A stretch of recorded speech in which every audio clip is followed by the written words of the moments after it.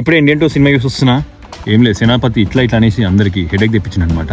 Cinema start మాత్రం మంచిగా అనిపించింది ఫస్ట్ 20 minutes. దాని తర్వాత ఫస్ట్ సాంగ్ స్టార్ట్ అవుతుంది, అక్కడ నుంచి మెల్ల డోస్ ఎక్కిస్తారు అనమాట. ఇది నాకు తెలిసి శంకర్ సార్ స్టోరీ మంచిగా రాసుకున్నాం ఫస్ట్ లో, లైక్ ఒక 2-3 సమస్యలు పెట్టి తీద్దామని. తర్వాత ఏదో ఇష్యూస్ వచ్చి తప్పుంది కదా, తర్వాత అప్పుడు ఏమైపోయిందంటే ఇంక మళ్ళీ అరే యూట్యూబ్లోనే ఎక్కడో చూసినట్టు ఉన్నాడు, ఈ సమస్య మిస్ అయింది యాడ్ చేయాలి, ఈ సమస్య మిస్ అయింది యాడ్ చేయాలని, అట్లా ఉన్నాయి లేని అన్ని యాడ్ చేసి పడేసిన అనమాట. అప్పుడు సినిమా స్టోరీ ఏమైపోయిందంటే సమస్య వచ్చి చంపడం ఇట్లనే అయిపోయింది అనమాట. ఇప్పుడు అపరిచితుడు భారతీయుడు అవన్నీ ఇట్లనే తీసిండు. కాకపోతే అక్కడ ఏమైపోయిందంటే స్టోరీతో పాటు సమస్యలు వస్తే అట్లా ఫ్లోలో వెళ్ళిపోయి చంపుకుంటూ వెళ్ళిపోయింది అనమాట. ఇక్కడ స్టోరీ లేదు, ఓన్లీ సమస్య, ఫైట్, చంపడం.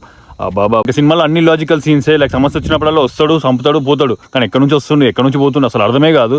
క్లైమాక్స్ లో యూనిసైకిల్ ఎక్కి 20-30 నిమిషాలు ఎవరు దొరకకుండా తిరుగుతాడు చూడు. ఆ థాట్ కి డైరెక్టర్ కి అండ్ హీరోకి ఇంకా ఇదే గ్యాప్ వచ్చినందుకు అన్ని ప్యాచెస్ తీసేసి అన్ని జాయిన్ చేసి సినిమా తీసినట్టు అనిపించింది.